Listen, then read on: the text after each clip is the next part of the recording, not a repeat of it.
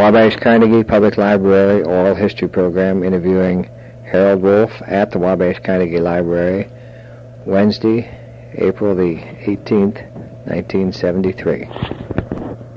Harold, where were you born and when? Well, believe it or not, George, I was born right next door here, 156 West Hill Street, on March the 7th, 1906. I've never lived any place else but this one home. Where were your parents? Now, where were they? Give me the background on your mother and father. Well, my father came from Germany. I can't give you a whole lot on him. Of course, he came over as a young man, and I don't know exactly what year that was.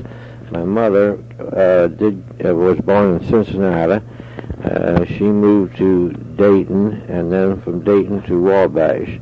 She was one of 8 children of the Mandelbaum family, and my grandmother, who lived to be 102 years of age, outlived all but 3 of these children. What did your father do, Harold? And my father, when he first came over here, was known as a peddler. He went from town to town with a pack over his back, and the Wabash County history is written and states that it is known that in his first year he earned and saved the enormous amount of $100 his first year. Then, of course, after that, he was in the meat butcher business, and then he got in the farming business, and then became affiliated with Beitman Wolf in 1865. But his main interest was in farming. He was at one of his farms every day of his life, and in those days, farming was quite different than it is today. He had as many as 50 horses at the one farm, and it was known that he would buy a horse today, and if he could make $1 on it, he'd sell it tomorrow. He was known by everybody in the county as Uncle Ben. How old was he, Harold, when you were born? He was 64 years old when I was born. And how old was your mother? My mother was 41. And where did they meet? Well, my mother was working at the store, Beitman Wolf, as the cashier in the dry goods department. And their religious background and affiliation? Well, originally, of course, we're being Jewish, had our temple here in Wabash that was at the corner of Sinclair and Falls Avenue, which is now a Lutheran church. And at that time, we had quite a Jewish population here. I don't know exactly what the maximum number of people would have been, but it is my guess that at one time we had as many as 100 Jewish families here in Wabash. A great many of them came here at the time that the hat factory was in operation. Now, the hat factory, the Pioneer Hat Works, is the building which is now the Ford Meter Box Company, and it went into receivership before World War I sometime. I don't know the exact date. Were the people that owned the hat factory, were they local people too? Oh, yes. Simon Myers, he lived at the corner of Hill Street and Allen, which is the nursing home now. They were local people. How was it as a little boy growing up right here on Hill Street, and who lived in these houses right here? Well, in all these houses along Hill Street, they were all privately owned. I don't remember. Of course, we had one figure across the street. That was Red Necktie Joe Davis. Joe Davis was known every place because he being a character, wore nothing but red neckties. Another thing known about Joe Davis, he had a horse that he tied up in his barn, and he never let the horse out. I don't know how many years this took place, but on Halloween, every once in a while, the boys would break into the barn and let this poor horse out. Across the street from us, Mr. Ed Bechtel, who had a shoe store, he lived there. Next door to us, at the house that was torn down for the library, Dr. Graff lived there. The Presbyterian Church, of course, had a manse. Dr. Charles Little lived there for 50 years. Across the street was the Christian manse. Next to that was a double house, which is still standing. 2 Jewish families. That was the Sam Simons and the Ben Cooks. On the west side of this house, which Dr. Graff owned, Aaron Simons lived. And this population is all gone. There's none of them living. I'm the only person around here that was here at that time.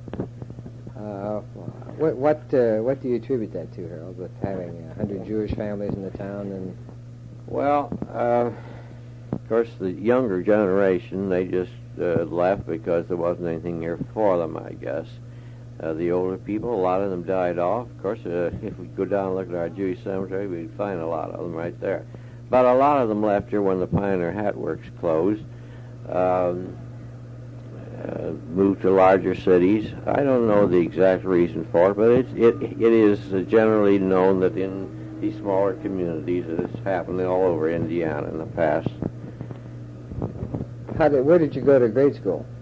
Well, I went to grade school at the old Miami building. It was quite a school building. Harriet Waite was the principal up there for all the years I was there. Mary Paul was Margaret Robinson was my first grade teacher. Harriet Paul was my second grade teacher. Ann Parrish was my second grade teacher. Catherine Gockenauer was my third grade teacher. I have to tell you one on Catherine Gockenauer, myself rather.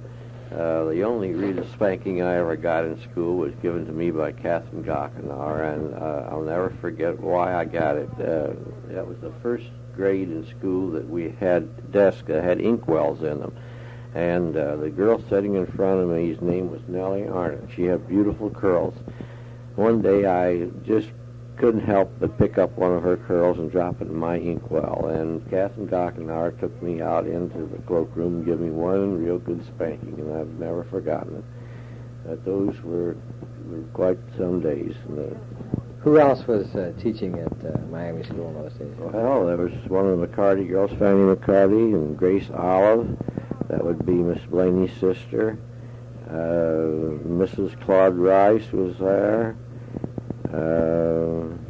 I forget who the rest of them were at that time. No men? No men teachers at all, no. Yeah, how was school? Was school large, crowded? Oh, no, we were crowded in those days. We had 8 grades there at those times. There was no junior high. Junior high came afterwards. Of course, junior high was started after the high school building was built, and the old high school here on Hill Street was turned into the junior high. And all the elementary buildings had full 8 grades. Did you go on then to high school, Harold? Oh, yes, I graduated from high school. I had a twin brother who passed away the year after we graduated from high school. I did not go to college. Probably the only reason I didn't go to college is the fact that my twin brother was not healthy. And we were so very, very close. My mother, who of course was a widow, said to me one day, said, I would send you to college, but I'd hate to send you without Donald. I know he's not able to go. And I condescended and said, no, I don't want to go and leave him at home. So I went to work in the store when I was 18 years old, right out of school, which was in 1924. How about your high school days? Did you enjoy those days? Where was the high school? Well, high school was here on Hill Street, and the principal at high school in those days was a man by the name of M.C. Darnell. Some of our teachers, Phil Magner was my physics and chemistry teacher. Bess Bear taught mathematics, and how she taught it, too. Mr. Tewksbury was English. Odette Needham was a commercial teacher. Ruth Jones was there in English, too. Levi Carpenter taught some, and he did some coaching. And I don't know, I shouldn't say this, I guess, but I do think we concentrated more on our schoolwork in those days because we didn't have so many outside interests as the kids have today. We had nothing but school. I remember Phil Magner's classes very well because I was interested in physics and chemistry. We did a lot of experiments. In 1923, the balloon tires came into effect for automobiles. And we would set 2 automobiles up here on Hill Street, and like cars, one with balloon tires and one with regular tires on them. And we'd put a hitch on them, and we'd see the difference in the amount of pull it would take to pull one and pull the other. We did all kinds of experiments. We got into something one time, and we got in too deep. Phil decided that we'd try to make a little money, I think, for our radio club, and we decided we'd clean people's tea kettles out for them. That's a settlement that got in tea kettles. I don't know, I think we charged 15, 20, or 25 cents to clean a tea kettle. And before we knew it, we had hundreds of tea kettles all from around town that wanted to be cleaned, more than we could handle. I mentioned the radio. The radio, of course, came into being while I was in his class. We had a little crystal set, and that little crystal set was loaned out to each member of the class one night a week. There was about 30 of one night a month, I should say. The fact that there was a brother and myself in the class, we get to keep it 2 nights. And we would take it home. You had a little wire strung from our house across to a tree. And the only station that you could get would be station KDKA in Pittsburgh, and you never went to bed. You sat up all night to listen to that radio station. That was really something. Did you go to the athletic events in those days, Harold? Oh, yes. We had some real good football teams. Of course, the state championship football team was in the 20s. I forget the exact year. That would be the Butler boys and McNamee and Wilson and all those boys. Their pictures out at school, I thought they were giants in those days, but you compare their size to our boys today, and they weren't as large as our football team that we have now. They had a season that was undefeated, and after the season was over, they played a game over in Dayton, Ohio with Steel High of Dayton, and I just don't remember the score, but it was terrible, the upset we got. Where were the football games played in those days? Oh, we played down on South Carroll Street. It was known as the Cook Field. That would be directly east across Carroll Street from the filtration plant now. Mm-hmm. Did they have basketball in those days, too? Oh, yeah. Basketball was played, and we played in the old gym up on East Main Street. It was, in those days, not in very good shape, but it was the best we had. I'll never forget one game was played up there with Huntington. Fred Morrow, who was playing for Wabash, won the game for Wabash by free toss in the last second of the game. I think the gun had sounded when the ball had gone through the hoop, and this bunch from Huntington had come down here on an old interurban train. It was stationed down here by the station on Market Street. And I don't know what caused the riot, but all of a sudden everything turned loose down there on Market Street, and they had to call the police to settle things. So you see, in those days, kids weren't perfect either. Yeah. Did you enjoy those days, high school days, Harold? They surely did. Of course, I think the kids enjoy it now, too. But as I said before, I think we spent more time with our studies than we did then. We brought a lot of books home in those days. Did your brother that was sick now, was he in real deteriorating physical health? No, Donald was sick when he was 11 years old. He was on the flat of his back for 9 months. He had leakage of the heart. And apparently was pretty good shape, although he was never very strong, not able to do the physical things that he would like, or I would have liked to have seen him do, but finished high school together, and we went to a football game down this old Carroll Street Park, and he caught cold and settled in his kidneys, and before you know it, we had a specialist in, had a special nurse, and he died during the night one night. It was one of those sad things. Today wouldn't happen because with modern medicine, why, they could take care of these things. Yeah. How about some of the local people around town back in high school days? Anyone that sticks out in your mind, the mayor or? Well, in those days, let's see, mayor, I think, well, Doc Wilson, of course, he came a little later than that. I was trying to think who was mayor before Doc Wilson. Dr. Lawrence Smith. Dr. Lawrence Smith was mayor. He had a terrible accident out north of town, and it was necessary to amputate both of his legs, and he got around in a wheelchair. Real fine gentleman, but I can't recall who the other mayors. I should, but I don't. Where'd the kids hang out in those days, Harold, when they weren't at school or at home? We had hangouts. We had there was a place downtown, I can't call the name of it now, one of the Butler boys ran it. They had the Green Hat Cafe, which was in the old Tremont Hotel building, and we had some pool rooms. Some of them were not as good as they should be, but I think all in all, they weren't as bad as some of the dives that we have today. Did you go to the shows back in those days? Oh, yeah. Movies? Or? We got to go to the movies on Saturdays. We didn't go at nights very often, but Saturday is usually our movie night or day, and I think in those days it only cost 10 cents. How many theaters were there? We had 2 then, but before that we had as many as 4 here at one time. We had the Eagles and the Colonial in those days, in my high school days. Yeah. But do you remember when there were more than 2 theaters? Oh yeah, we had one on Wabash Street, and there was another one on Market Street. Yeah. We used to have these cereals, and every Saturday morning as a kid, we'd go to one of these cereals.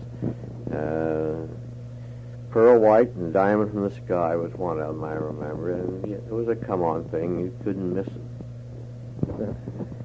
When you graduated from high school, then you said that, of course, that you decided to go into the family business. And tell me about the store when you stepped into the business. What was there, and what was it like, and who was working there in those days? Well, in 1924, when I went in the store,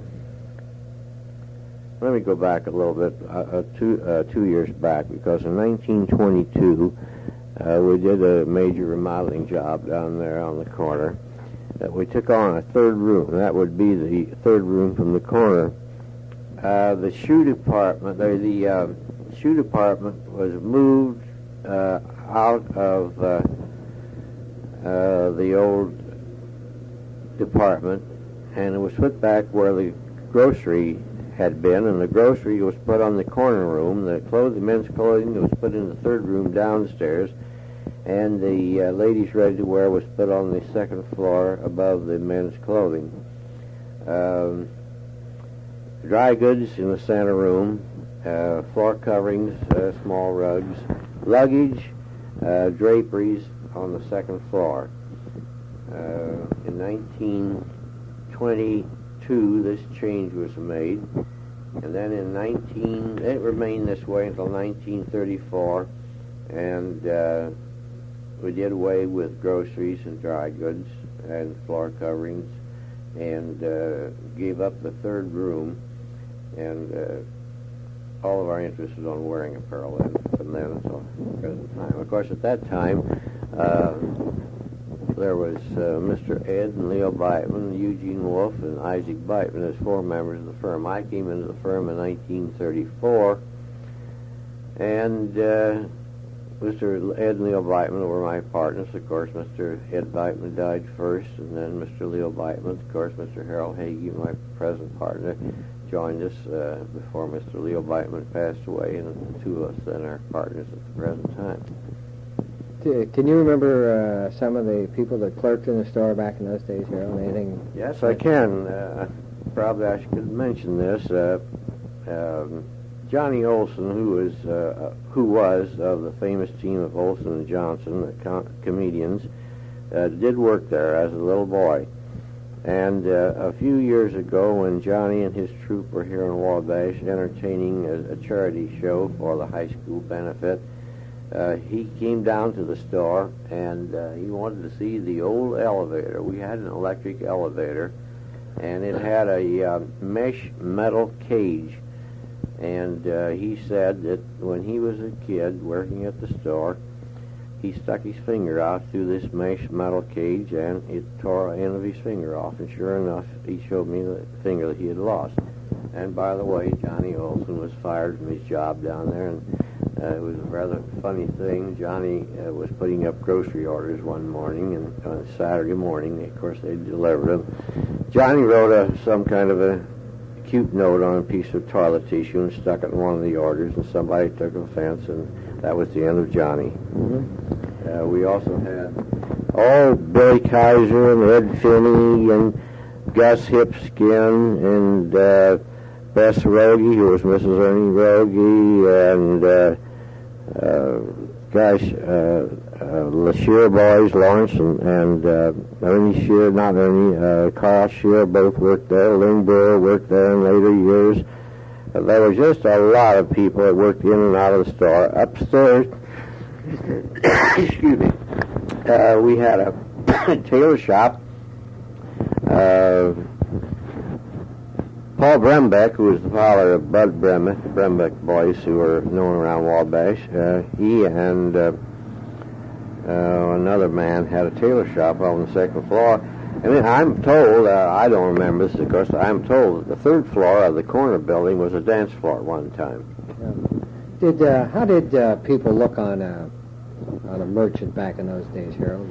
Well, Mr. Beitman, Senior Mr. Beitman tells me that in the olden days, and this is pretty far back, the farmers especially had no confidence in banks at all. And when they had a surplus of money, they would bring that money into Beitman and Wolfe and said, "You keep it for us." Well, this got to be quite a burden because it was such an enormous amount. I say an enormous amount. I don't know exactly how much it was, but anyway, they made up their mind one day that they were going to return all this money to these farmers, so they made a business of starting to drive a horse and buggy to all these farmhouses to take this money back to them. And he tells me that they had a terrible time convincing these people that the banks were safe, they should take their money back. Of course, in those days, when the farmers brought their produce into the stores, they would not take money in exchange. We had aluminum tokens at the store, and those tokens were used as exchange, and whenever they wanted to buy anything, they would bring these aluminum tokens in. I've heard where people going through town with cows or something like that would use Beitman's as medium of exchange, or? Yeah, the story, I've been told this many times, that farmers would go out to a sale, they'd buy 25, 50, maybe 100 head of cattle, and the only way they had to get them home was to drive them home. They'd come up through Wabash, and in those days the First National Bank was on Wabash Street, on the east side of the street, and it's told that one day one of these farmers stopped his herd of cattle right there in front of the bank, and Jim Robinson, who was president of the bank, he called Jim Robinson out. He said, "Jim, I'll be in a few days to get some money to pay for these cattle." He never made any arrangements prior to that at all, but everybody, not everybody, but most everybody were very honest in those days. You actually started to work in the store, though, when you were about 11 years old. Well, I was just 11 years old. Yeah. Of course, my first job in the store didn't amount to too much. My first job in the store actually was a peculiar job. In those days, a lot of the shoes had buttons on them.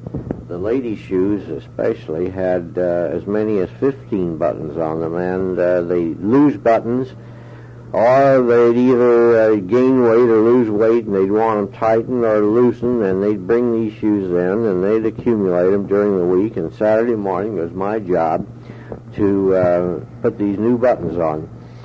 Now, it wasn't very often that you could match the buttons. You could imagine how a shoe would look, but they didn't care. You might have some brown buttons and some tan buttons, but that was my job. That old machine, I think if I looked hard enough, I could find an old machine. It had a coil wire around the top, and it had a slide where the buttons would slide down the foot pedal. It was an improvised thing, but it did the job. Do you remember what downtown looked like in those days, Harold? Like yeah, Canal Street? Didn't Talbot still have their livery stable there? On South Wabash, South Miami Street. And, of course, we had livery stables. The building just north of us, where Billings Factory is now, was the Dawes Stable. Of course, it's hard to believe. Here we are in this modern age. Everybody had not everybody, but everybody by any means had horse and buggy. Here on Hill Street, where I lived, all of us had barns behind the house, and we had hay lofts. It was our job as kids every day to go out and shove some hay down the old horse. We had a horse and buggy, and In later years, we didn't keep the horse in there, but the horse was kept in a barn down on Canal Street called the Sandy Parks Barn. That would have been, there where the Goodyear fire had been. But we would tie the lines up to the dashboard and just tell old Charlie to go to the barn, and he'd come down here to Cass Street and go right on down to Canal Street without any trouble at all. And they'd unhitch him, put him in his stall. So in those days, there weren't too many automobiles.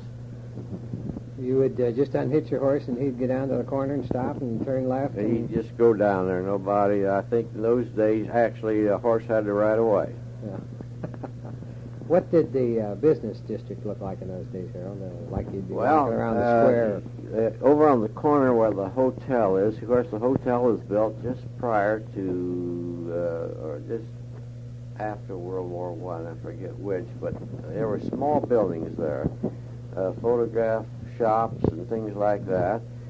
But the major buildings downtown were there. I never have been able to figure out why they built all those buildings, 2 and 3 and 4 stories downtown, and most of them weren't even used above the floor level.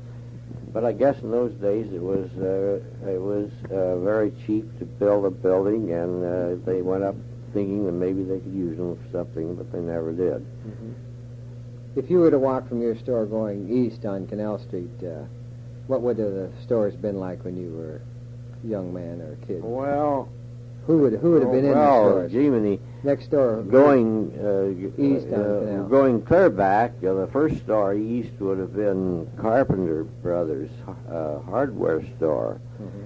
And then we had along Canal Street, I don't know the exact locations, there was the Ebbinghaus shoe store, the Bechtel shoe store, the Mattern dry goods store, the Connor dry goods store. I Knew & Son, which was a very fine store, went out of business in the 30s someplace. Alexander New is the man who gave the Lincoln Monument to the city of Wabash, was a son of Isaac New, and his brother Henry New ran this store. It was a very fine store. It had a double room there on Canal Street. One thing that I do remember about the downtown, we didn't have filling stations in those days. If you wanted gasoline for your automobile, the gasoline pumps were on the curb line in the downtown area. Mm-hmm. And you drive right up to these gasoline pumps instead of a filling station, and you got your gasoline there. Were there gasoline pumps right in the downtown area? Oh, yeah, right in the downtown area, sure, right in front of the garage. Talbert's had, well, of course, and even Talbert's had them up until very recent years. You're as a young man now in the store, and your career is obviously progressing. Is the store changing from 1924 on up until World War I? Oh, my gracious, yes. Let's go back to prior to 1924 even. The method of buying is so different, especially among the rural people. They didn't come to town every week or every day like they do today. It was lucky for a farm family to get in town half a dozen times a year. Most always, a large farm family would lay in enough provisions for 6 months. In other words, they would buy flour by the barrel. A barrel would be 8 sacks. Sugar, calico, boots. He'd take home a half a dozen different size boots. He had 3 or 4 sons. He never paid much attention to size. And then when they did their harvesting, they'd come in and settle for everything. And people in those days didn't worry about style near as much as we do today, because there was only about one style. Everything was all uniform. Mm-hmm. Did your mother ever work in the store, Harold? Yes, Mother was a cashier at the store at the time that Father met her and married her from the store. I don't know, but they were married in 1900. I don't know how many years prior to that Mother worked in the store, to be honest. She didn't work there afterwards, though? No, not afterwards.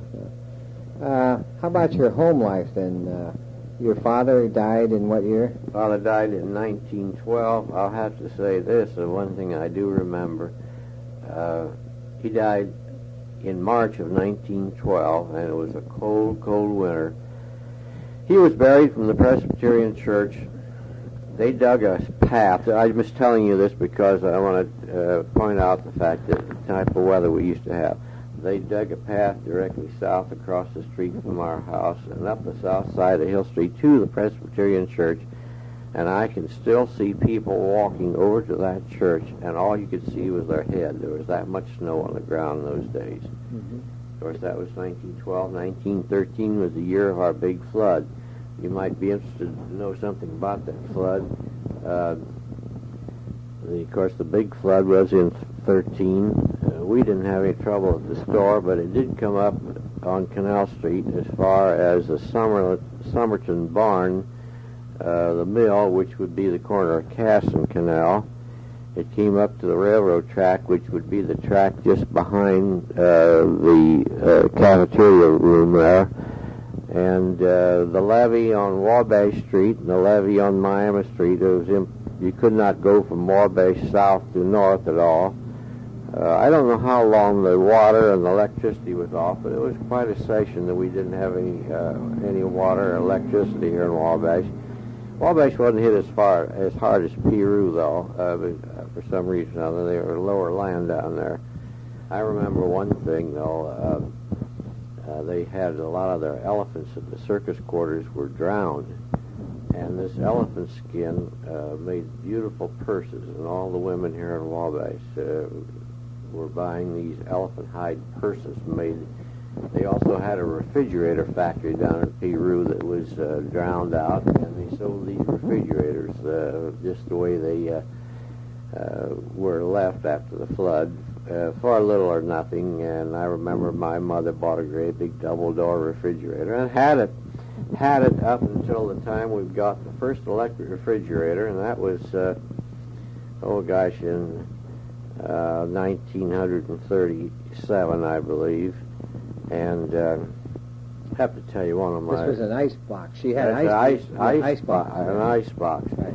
I bought an electric refrigerator from Tom Fedewa's dad for a Mother's Day present. I believe it was in 37 or 38, and had it sent home. And my grandmother, who I mentioned before, who lived with us, was a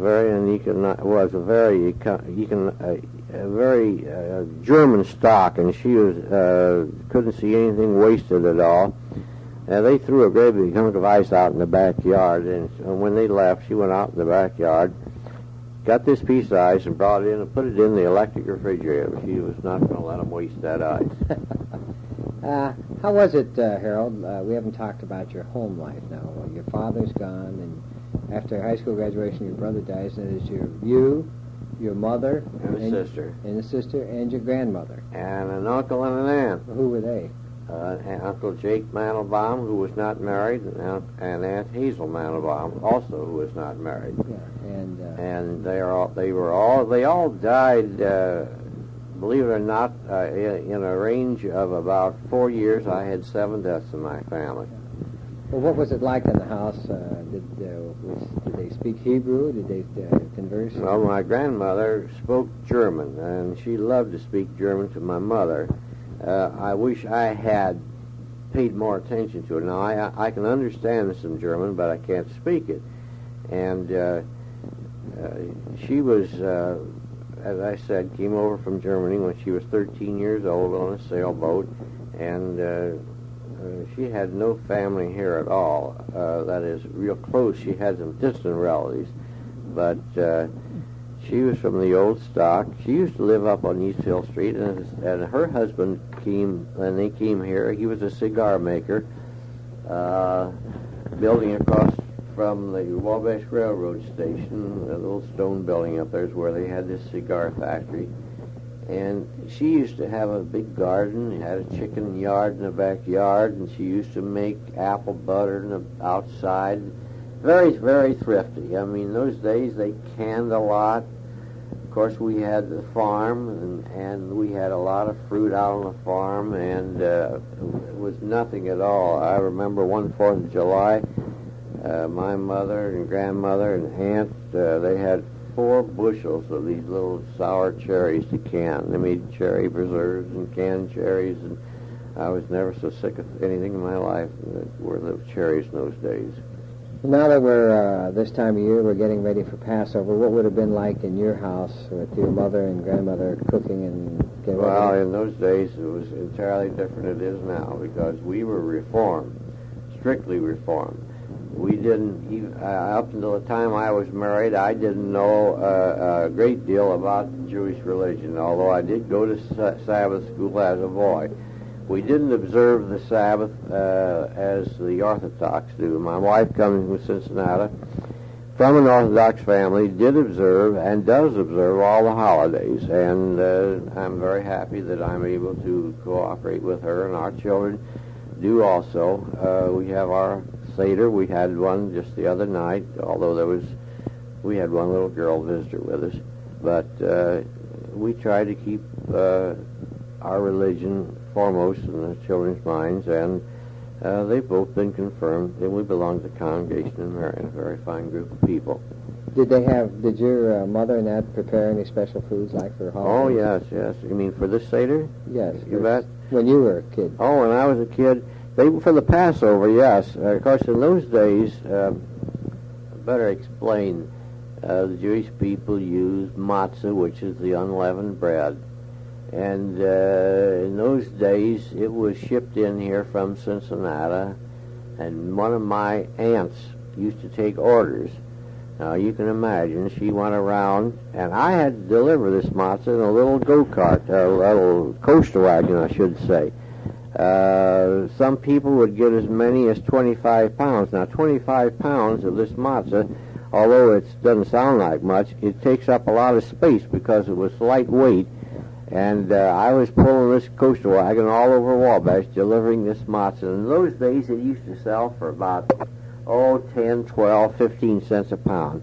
That same thing today is about, 50 cents a pound package. Yes, we did do that. We did not eat any bread. There was no bread in the house for a whole week. But you see, the real extremely Orthodox Jews have a separate set of dishes and separate silverware, and they go to a lot more extreme than we did. We didn't do those things. What are some of the foods that they prepared at any time of year that you remember with your mouth watering now, really? The most famous thing, and even today, if you go into a Jewish restaurant, probably even the non-Jewish people delight in eating matzah ball soup. Now, the matzah ball is more like a dumpling made out of matzah, a real lightweight, and a chicken broth, and it is super. As a matter of fact, my wife makes them, and we had them the other night, and there's a lot of special dishes that they have for, of course, roast duck or roast turkey, and dressing. The dressing is always made out of matzah. Everything. They use no flour at all, and no salt. And unleavened bread has no salt in it also. Did you continue in the store then up until World War? Yeah, I was in the store up until April 1942. I went to service, and I was in service until September of 1945. And I was married in October of 1945. I met my wife while I was in service in New York, ready to be shipped overseas. I only knew her for a short while, but we corresponded for 2.5 years, and were married exactly 30 days after I arrived back in the States. Did before we get back to the war and so forth and what you did the store during the Depression, Harold, was it pretty tough? Yes, it was really tough. I went through it. I remember We didn't have any money to, well, I say we didn't. They didn't have any money to pay the school teachers. The merchants, if they were in a position they could, they accepted the script that the teachers got for merchandise and hoped, and they did. They finally got their money for it. But the banks closed, and it was really, really tough for everybody. Did the store, was it in a financial position where they were able to carry people and still pay their bills and so forth, or was it touch and go? No, it was touch and go too, because after all, they even in those days the store was a fairly good-sized store, and it took quite a little money to operate a store. They were in a lot better shape than most stores, but it was touch and go even then. Harold, when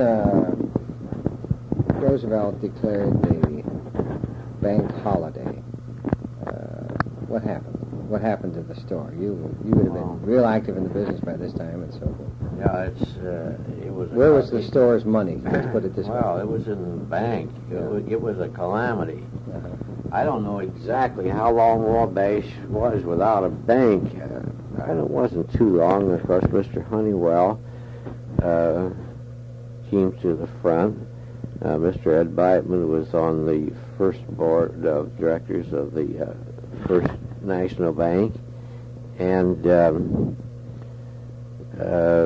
it seems as though it was only a few months. Rather unfortunate. My mother was a sizable stockholder in the Old Farmers Merchants Bank, and in those days the stockholders were liable for a stock assessment, and not only did you lose your principal, but you also had to dig up a like amount to pay for your assessment. Mm-hmm. And it was really a tough thing to do, especially during this Depression. Mm-hmm.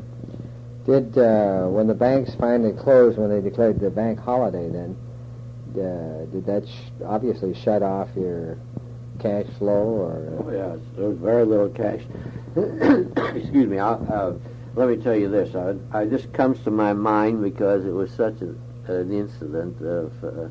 I was up to my east farm, which was up north and east of Lincolnville, one Sunday morning, and my tenant said, we're going to need some corn.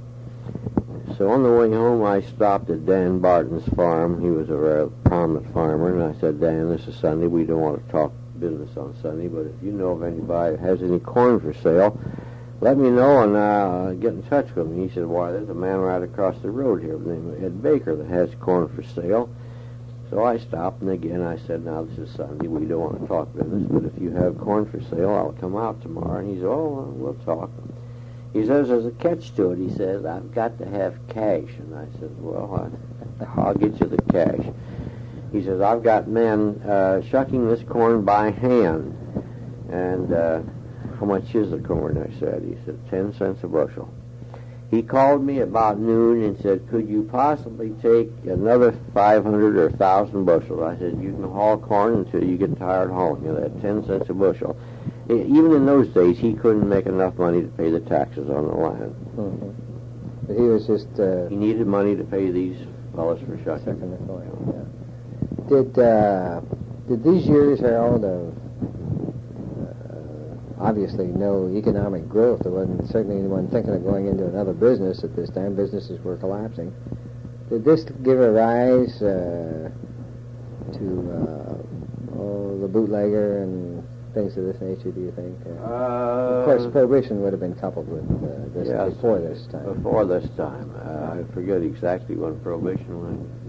But 20s to early 30s. I just don't remember exactly conditions. I should, because after all, I was old enough. It was very, very rough. My mother passed away in '39, and we had 3 farms and store building. Interest. I didn't have any interest. Oh yes, I had interest in the store after '34. And I do look back at the records at the store. I look at the volume of business we did in '34.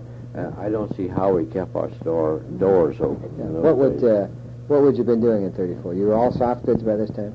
Oh, yeah, just the same as we are now in 1934. It was just wearing apparel. What will you be doing in the year 34, for instance? What do you mean? Volume, gross. Oh, in 1934, yes. The whole store was lucky to be doing $40,000 worth of business. Yeah. And how many people were living out of the store at that time? Well, there was Ed and Leo Beitman and myself as owners, and we had 8 or 10 or 12 employees. But, Jiminy, it was nothing. I don't know what people were getting. Let me tell you this. This does bring up a subject. We had a garment factory here in town. It was in the building where Sears are located. And the NRA, that's the National Recovery Act, came into being. Right. And they were making a ladies' house dress there to retail at $1. And that cost the merchants $7.50 a dozen, or $8, I forget which. And he worked his help overtime, and he just got piled up a tremendous amount of these dresses with the NRA label on them. Now, with using the NRA label, you were supposed to be paying additional wages.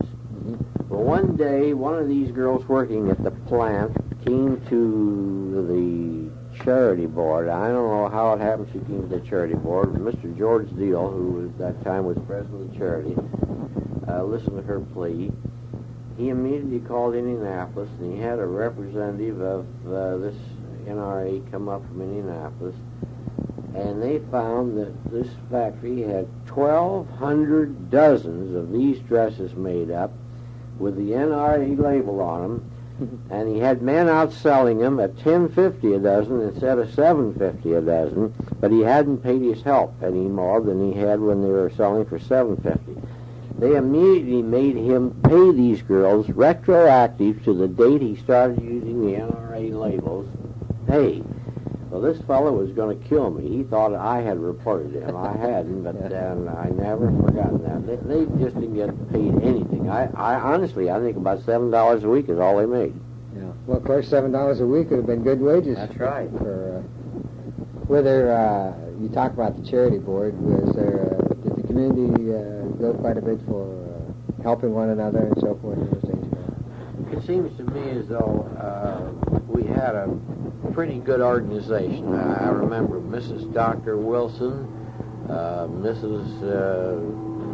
Ross, that would be Betty McGinnis's grandmother. Mrs. Isaac Beitman was very active in charity work. I can't recall all the people, but I think in those days people felt that it was a duty to help others. And we went out of our way to do a little better job for the misfortunate people than we do today. I'm sure we did. Let's check this tape here. Harold, how did you happen to wind up in the Army? What was the story there? Well, it wasn't a question of how I happened to. Of course, big World War II came along, and I was called. I did try to enlist. I went down, funny thing, I went down to Indianapolis to enlist in the Navy, and I passed my physical, and I wanted to be in what they called shopkeeping. Shopkeeping is the same as the quartermasters in the Army. And the fellow said, well, the first thing you have to do is to be able to use a typewriter, and you have to typewrite, I don't know, 30, 40, 50 words a minute, blindfolded. Well, I couldn't do this at all. Well, I was stuck right there. Yeah. So I came home. I finally was drafted. And first thing that happened to me when I went down to Fort Bend Harrison, the officer who did the examining of my uniform after I put it on was a man who had been a basketball coach over here in the little town of Somerset, Indiana. So I said to myself, well, if he's able to do this, knowing nothing about men's clothing, I certainly should be able to. Well, I decided that I was going to be in the quartermaster's department, and I was certainly should be able to fit out clothing, but I didn't do that at all. I ended up in the weather service. And I had a very interesting experience in service. I was overseas 2.5 years. And at the time, it didn't seem as though we were doing too much of importance, but we had wing headquarters. It was what we call air-sea rescue work. These fighter planes coming back from their missions would have trouble, and they had a special pip signal they'd call in, and we had fixer stations all around the edge of England, and by calling into us, this all took place in a matter of seconds. And our control board, why, we could find the location of these people, and it was a matter of minutes we'd have help out to them. Yeah. That was just one of the many things we did, but we had a lot of bomber bases under our wing, too. Is there any secret? Was this all secret? Oh, well, we had a lot of all secret codes. One of my big jobs was every afternoon at 3 o'clock was to go with one of these English boys, and we had a big grate out in the back, and we had to burn all these confidential papers and had to rake until every little bit of it was burned. Yeah. How did you like the service, Harold? England and all that? Well, I was old enough, much older than the average soldier, so I appreciated things over there a great deal more than most people that were in service. And I had a very lucky break. In this little town of Saffron Walden, which was 28 miles north of London, there was a lady who had quite an estate, and for some unknown reason, she turned it over to the Yanks, and we found out about it. And that was our headquarters. I mean, we could just go up there, and she had tennis courts, and it was a beautiful spot. And a beautiful home. She was an invalid. She had hurt in an automobile accident, but she got around fairly well. Miss Midgley was her name. And we used to go up there, and we'd have tea at her home, and she corresponded back and forth. Just to give you an idea how tough things were over there, I said to Miss Midgley one day, I said, Miss Midgley, is there something that you might need that I could get for you? And she said, well, Harold, you're going to laugh, but I'll tell you something that I need that I can't get. She says, I need a hot water bottle. So I rode home, and sure enough, I was able to get a real good hot water bottle, and I had it sent over to her, and she thought that that was the greatest thing that ever happened. Mm-hmm. So one day when I was up to her house, she said, now, Harold, one of these days I'm going to be gone.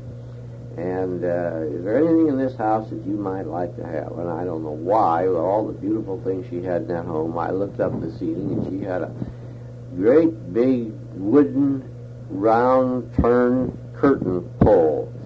Took 2 men to put it up. I said, yeah, I'd like to have that curtain pole. So sure enough, the next time I came up there was a great big tag hanging on it. When I'm gone, this curtain pole belongs to Harold Wolfe in Wabash, Indiana. Now, believe it or not, about 5 years ago, I got a letter from a solicitor, that's an attorney, over in England, telling me that Bessie Midgley had died. Didn't tell me at all why he had written me, but I just have a feeling that she had mentioned my name in her will, and that this curtain pole would be waiting for me. There was a lot of experience. I know that I've seen more of England and Ireland and Scotland than 99% of the English people, because every break I got, I took advantage of it. And, of course, I've been back there twice since, but one time I made it a point to go to this little town, and 25 years later there was quite a few changes in this little town. Your career goes on, then you get married and back into the store, and you suddenly find yourself as the oldest person in the store then. That's right. It's hard to believe. I can look back, George, and remember when I was one of the young merchants in town. I was one of the young squirts. I used to run around and cut up. And today, believe it or not, I think, without a question, I'm the oldest merchant in Wabash. I don't know of anybody that's any older.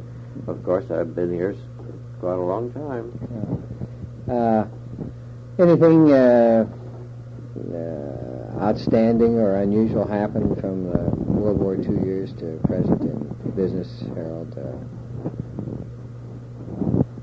Oh, I don't know. We've had a very successful business down at Beitman Wolf. We've been there so many years. Treating the public as we have, I'm sure, is the answer to our success. We've always said that, and our slogan has always been that it's satisfaction guaranteed or your money refunded, and we mean just that.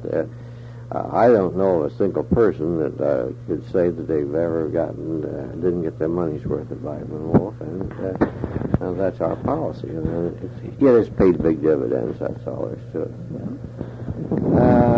Anything else on business, Harold? Would you like to? Think so. Well, let's go back now.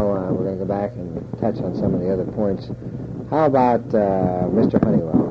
When did you first meet him? Well, Mr. Honeywell, I've known him quite a while. I was never very close to Mr. Honeywell, although just once in a great while I would have an occasion to see him, or one of the rather peculiar things happened. He called one afternoon, wanted to know what time the store had closed, and I think we were closing at 5:30. He said he'd like to do a little shopping. I didn't know he could make it at 5:30 or not, so I waited for him, and I think it was about 5:45 he came over. And Mr. Honeywell was an exact person, and very immaculate in his dress and everything. But believe it or not, the only thing he wanted to buy was a pair of men's hose supporters. Probably $1 sale. Yeah, less than that. Yeah. Well, you later served with him, though, on... oh, yeah, I served Mr. Honeywell. I was chairman of, not chairman, I was a member of the House Committee out the Country Club. At the time that Mr. Honeywell was still very active and exacting and everything, two incidents that I remember. I remember at one time we decided to build a walk-in cooler to the west of the building, and notified him to the effect that we wanted to add on a cement block building. And he called us all out there for a noon meeting, and took us out to the northwest corner of the building and said, now, it took us X number of days to find those beautiful stones and arrange them the way they are. You cannot attach to this building. If you're going to attach to the building, you'll have to set back 18 inches from the corner. And if you ever go out there, you'll notice that building that has been built on to the corner is 18 inches off from the north wall, because he didn't want that corner destroyed. Another time we were talking about making a walk around the bar, which would necessitate taking all the stones up in that entranceway of the porch. And he sent a photographer out there, and they numbered every one of those stones.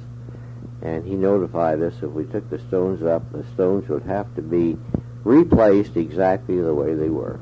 Did you? No, we never did it. We never did the job.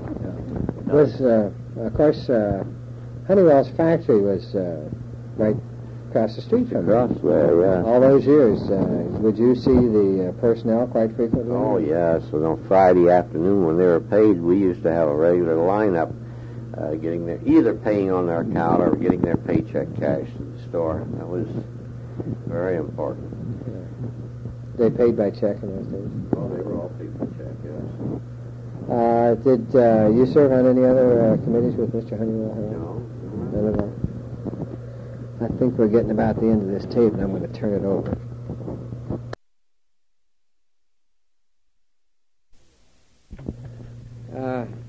Did you have any other little personal incidents on Mr. Honeywell that you can think of, Harold? Being on the board, country club, or... Well, Mr. Honeywell called me one afternoon. He said, can you come down to the building for a few minutes? And I said, sure. I went down there and asked where he was, and he was in the gymnasium.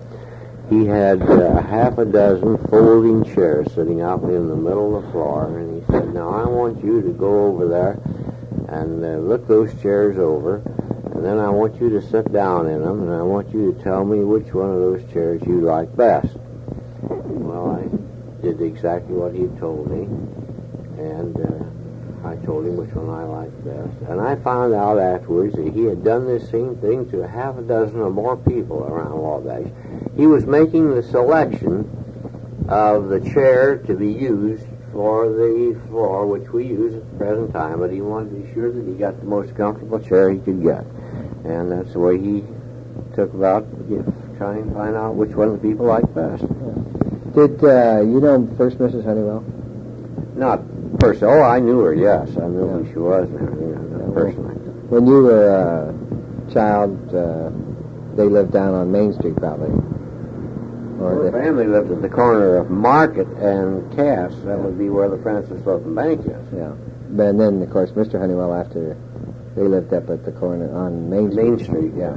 That's right. Did you ever think at any time that possibly Honeywells would move out of here, or never had that feeling? I've always had a feeling that maybe when Mr. Honeywell was gone, that something might happen, and especially thought so. The type of buildings they built out there on Bond Street didn't seem to be of course they're modern buildings, and they're not as permanent type as factory buildings used to be. Mm-hmm. Would you say, your guess, what's your opinion, I should say, relative to the Honeywell factory being here, and of course you being so close to them all those years? Well, would you say it has been a good thing for the community? Oh, sure, it's been great. Yeah, sure. We've had a lot of fine people attached to the Honeywell building, Honeywell company here in Wabash. Come and go, you bet. Did you have anything to do with the foundation other than testing materials? No, nothing at all. Yeah. How about the Ku Klux Klan, Harold, during the heyday? And you even mentioned it because that was really a rough time. I forget exactly the years, but it was rough. Wabash County, I think, was probably one of the worst spots in the Middle West. Indiana, I think, was one of the worst spots. They were very strong through here. You never knew who was and who was not a member of the Ku Klux Klan, although some of your very, very best friends would finally come to you and they would admit that they were members, and then they would cry on your shoulder and tell you why they were members. It was business reasons usually that they became members. Yes, they used to burn crosses here and put a lot of scare into people. And I think there was some boycotting done. Of course, they had their aims, although I never thought that they did anything around Wabash against Jews or Catholics or colored people, but that was one of their aims, I guess. Yeah. But you never felt it directly? No. Well, that's rather amazing. How was it, as you look back now, growing up, being Jewish in this town? Well, we've been very fortunate. We've never had any problem in Wabash. I can't recall a single thing, and I've told my own two daughters how lucky they are, because we have been accepted in Wabash. It's just by everybody. We can't say this is not true in Marion. Marion had a country club and an Elks Club. A Jewish person couldn't belong to those two organizations, and they still exist. Why, I don't know. No, we've never had any ill feeling in Wabash at all. There isn't that large a Jewish population in Marion, is there? Well, we have a nice congregation over. I don't know. I think it's probably about 150, 200 people. Yeah. Did you spend a lot of time, and I would say that probably one of your outstanding contributions to the community has been your work on the school board. Tell me how all this came about. Well, I don't know how it came about, but I will have to admit this now that I'm not on the school board.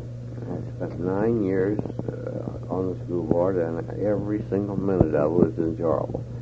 We had headaches. Naturally, you're going to have headaches with your working with the public, but I took an interest, especially took an interest because we were a growing organization. We were at a period when we had to build these buildings, and I happened to be on the board at that time. I took quite an interest in seeing these new buildings going up, the changes being made in the curricula, and changes in the athletic department and the music department. It was all very interesting. I had, as a matter of fact, I still have, I don't know why people still think I'm on the school board, but I still have people coming to me with some of their problems. Yeah. But, yes, it was very interesting. Was a relationship with the board, was this a 5-man board, Harold? Well, originally it was a 3-man board, but then it became a 5-man board, yes. It was a 5-man board when I went on the board. I forget what year I went on the board. Yeah. How was the relationship with the superintendent and the board? Well, I served under, 3 different superintendents. That would be Leroy Carpenter and Max Shaw. Walter Kent. And Walter Kent. Yeah. We got along very well. Of course, I was with Leroy Carpenter probably 2 years, I guess, maybe a year and a half. And Max Shaw was only here as superintendent a couple of years. There's nobody that's perfect. Everybody has their faults, and in each one of them I could see outstanding virtues that the other one doesn't have or didn't have. But all in all, I think we have had some very good school superintendents, and I think the one we have now is an outstanding man. Mm-hmm. How problems in those days were what? Well, the problems in those days are just exactly what they are now. It's finance. We had, of course, teachers weren't paid very much in those days. When I went on the board, I don't know exactly, but if I remember right, I think the opening pay for a teacher in those days was around $3,500. And it's doubled in the 15-year period since I was on the board and off the board. But yeah, it was the main issue we had around salary time was satisfying. And I'll have to say that for the teachers here in Wabash, we never had too much trouble. They were real fine about it, and they had some outside pressures who always egged them on a little bit, but in the long run, we always got along very well.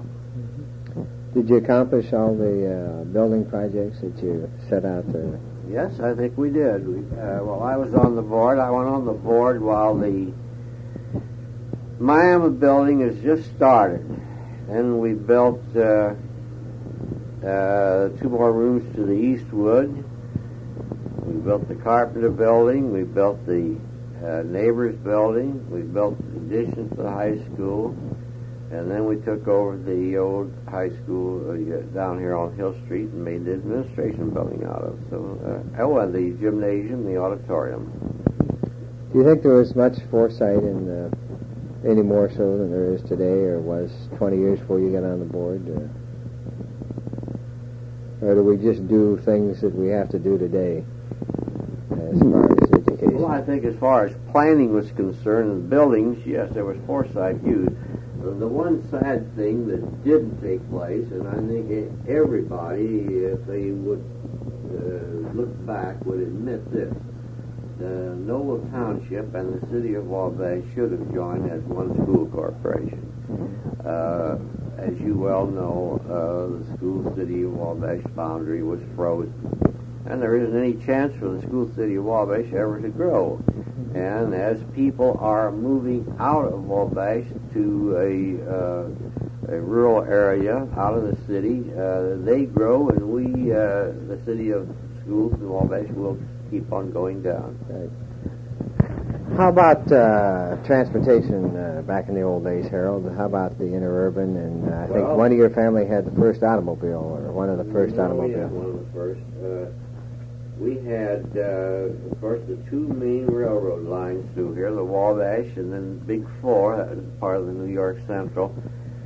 I forget, I think the Wabash originally had 4 passenger trains a day, each direction. 4 east and 4 west. That would be the main line from Detroit to St. Louis.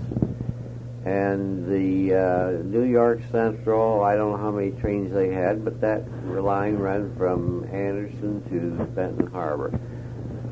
Both good lines. Of course, we've seen over all these years the passenger business has dwindled to nothing, and they don't have a passenger train anymore.